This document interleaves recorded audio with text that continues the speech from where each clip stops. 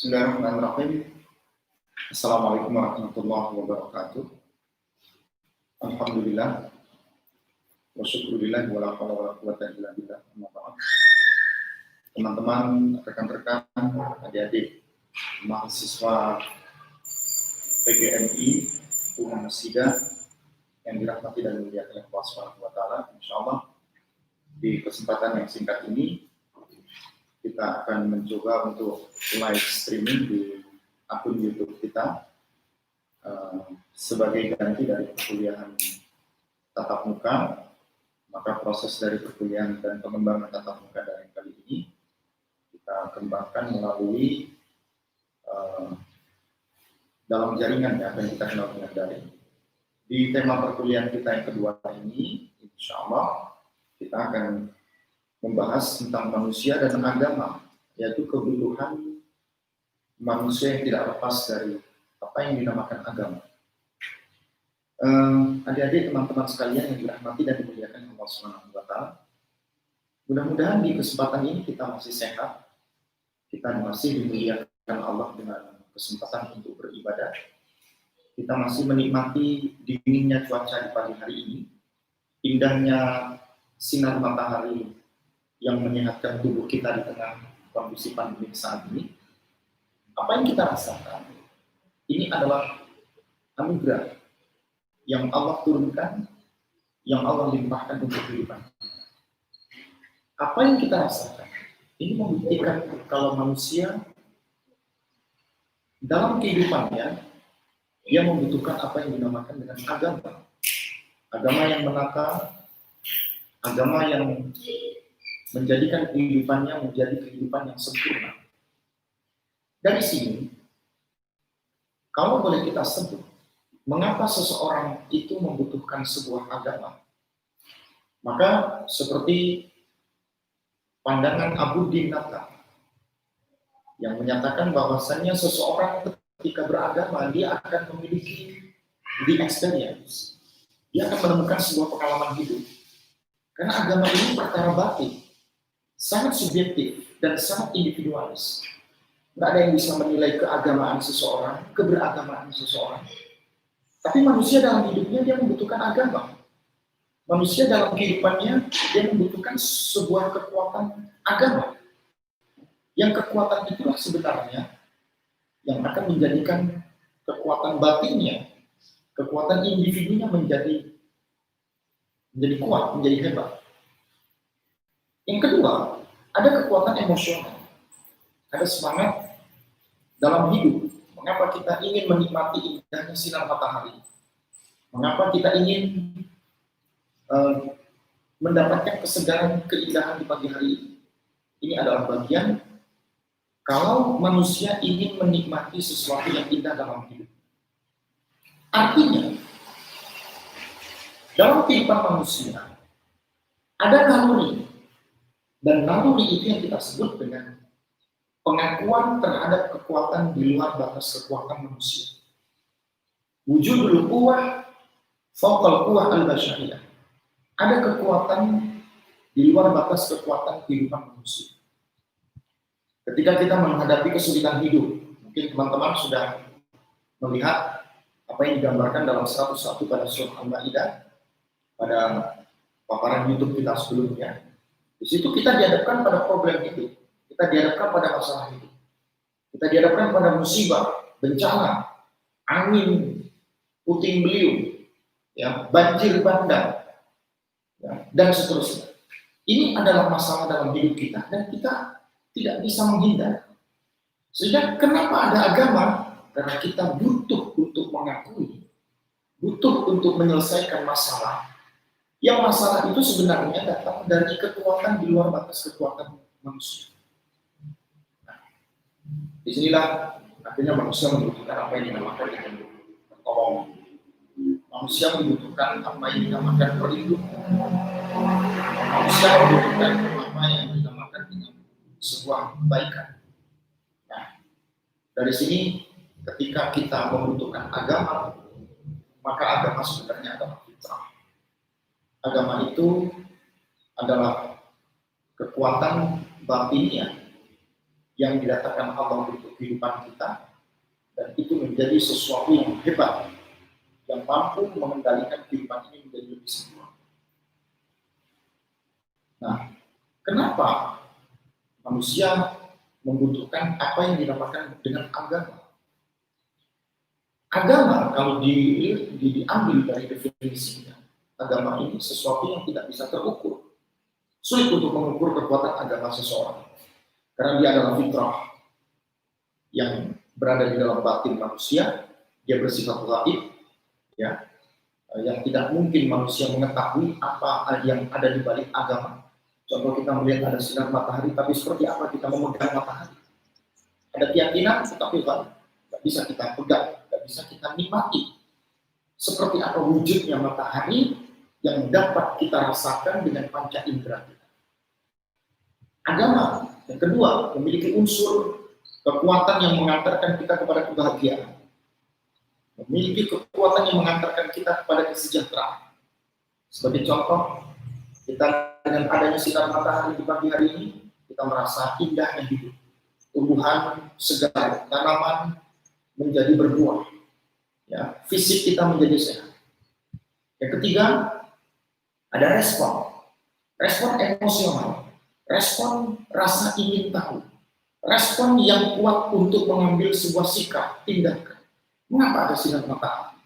Lalu kita berpikir, ada apa di balik sinar matahari? Kita berpikir ada fotosintesis, kita berpikir ada waktunya siang. Ini menunjukkan manusia pada poin yang ketiga membutuhkan kekuatan yang disebut dengan kekuatan ingin mencari rasa tahu, ingin mengendalikan atau mengutarakan emosional hidupnya, sehingga dia membutuhkan apa yang dinamakan agama. Yang keempat, agama itu sacred, kudus, agama itu suci. Kenapa agama itu sacred, suci? Kenapa agama itu memiliki kekuatan yang besar? Karena kita tidak bisa membentuk ajaran-ajaran agama itu menjadi sesuatu yang konkret. Ya, semua yang ada di dalam agama bersifat abstrak. Allah janjikan kita dengan akhirat, dengan pahala, dengan surga, abstrak. Allah janjikan kita malaikat-malaikat nanti yang akan menyambut kehidupan kita di akhir, abstrak. Tapi kita wujudkan dengan konkret. Seperti apa konkretnya? Kita salat, kita berzakat, kita membantu fakir miskin, membantu duafa, dan seterusnya. Nah, ini adalah bagian dari bagaimana menjadikan agama memiliki kekuatan yang luar biasa dalam kehidupan.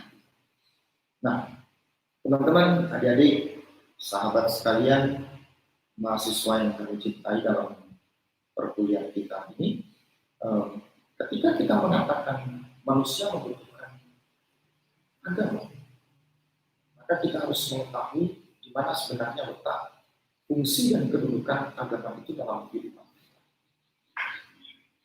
Agama memiliki potensi untuk menjadikan kita punya rasa takut. Mengapa kita dibuat rasa takut? Karena ada kekuatan yang tadi kita sebut dengan judul kuat, fawqa al-quwah al-basyariyah. Tentunya kekuatan itu tidak bisa kita ketahui. Mengapa terjadi putaran siang dan malam? Mengapa terjadi musibah? Mengapa terjadi bencana COVID, corona?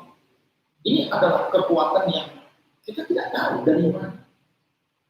Seperti apa? Cari profesor mana yang hari ini bisa menyelesaikan dan mengatakan COVID insya Allah di bulan sekian, tanggal sekian, tahun sekian akan berakhir. Tidak. Berarti ada kekuatan yang gaib yang menjadikan kita untuk memiliki sifat rasa takut kepada Allah. Ini secara tidak langsung fitrah yang mengantar kita menjadi sosok yang luar biasa dalam hidup ini. Yang kedua, agama berpotensi untuk menjadikan kita bodoh. Artinya bodoh di sini bukan artinya kita sebagai sosok manusia.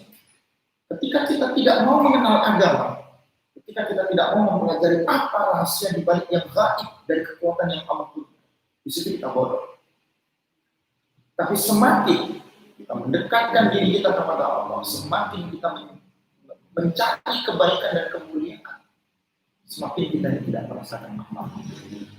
Di situ sebenarnya makna bodoh. semakin kita mendekat, semakin kita mengenal kebaikan agama, semakin kita kembali kepada kebenaran yang ada pada agama, semakin kita merasakan kita ini tidak punya apa-apa. Semakin kita ini tidak memiliki kekuatan apa. Hari ini ada orang yang mengatakan dia punya rumah 10, dia punya tanah 10, dia punya anak 10, dia punya uang 10. Tapi ketika dia tidak mengenal agama, dia seolah-olah merasa dirinya adalah orang yang paling punya. Tapi begitu dia mengenal agama, ada kematian, ada dosa, ada hukuman, punishment, dia akan mengenal, ya Allah, yang saya lakukan salah. Agama menjadikan seseorang menjadi sosok yang tampak, dibodohkan, bukan dibodohkan dalam arti manusia.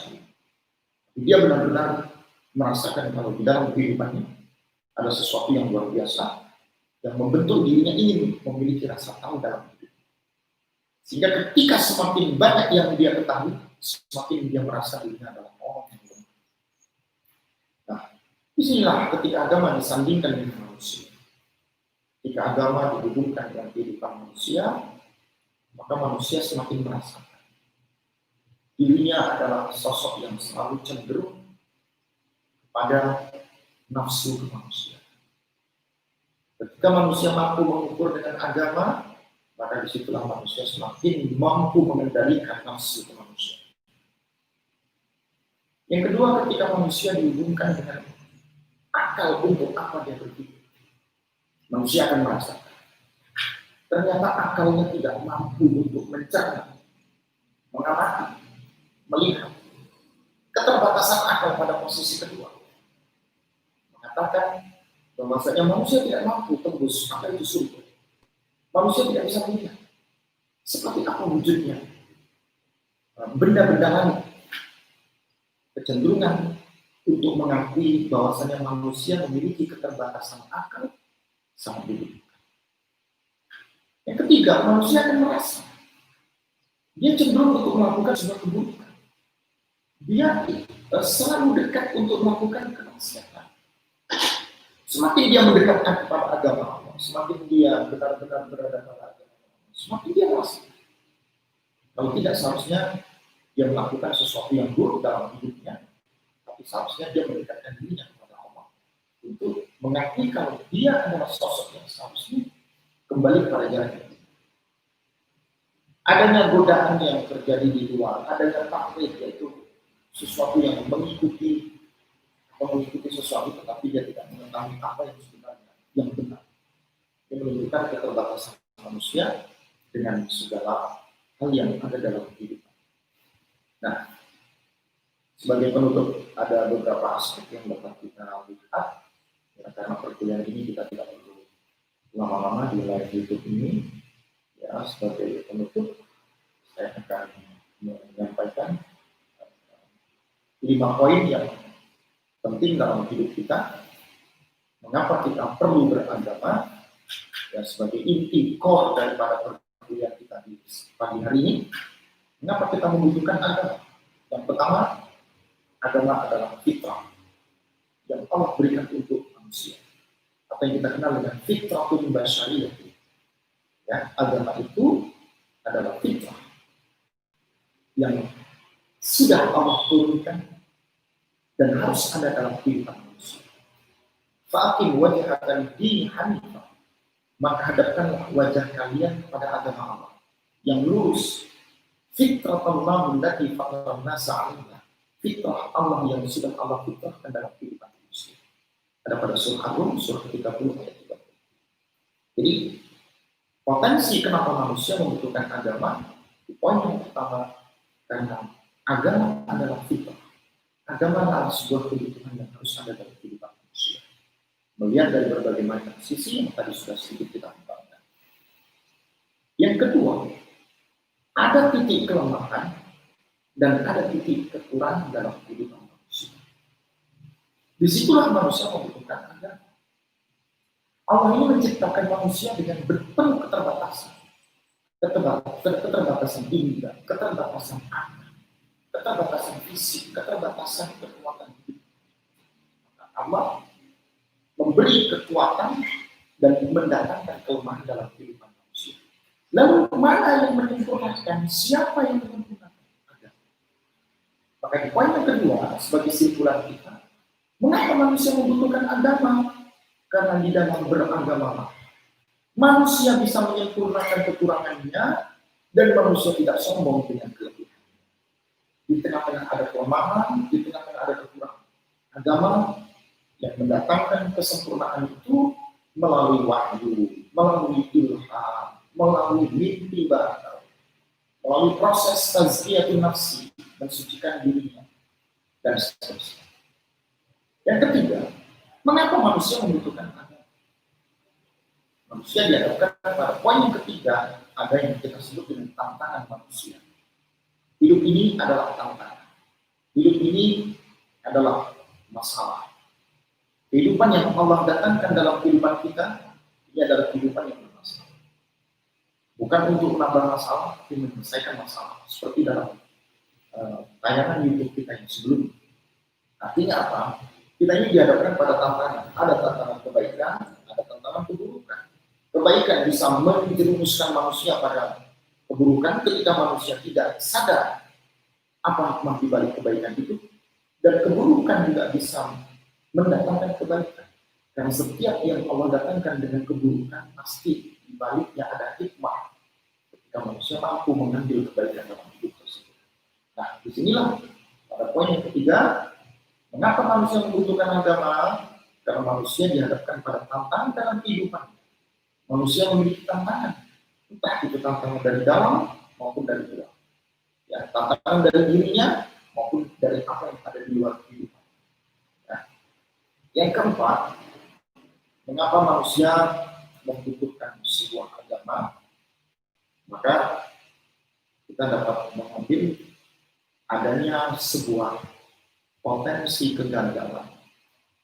Jadi mengapa manusia membutuhkan agama?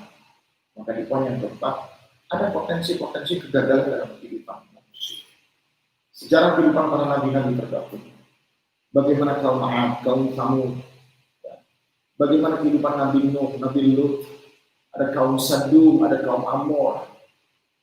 Ya, kelompok kaum para nabi-nabi ini adalah mereka yang dihadapkan oleh Allah Subhanahu wa taala dengan ujian berupa kegagalan.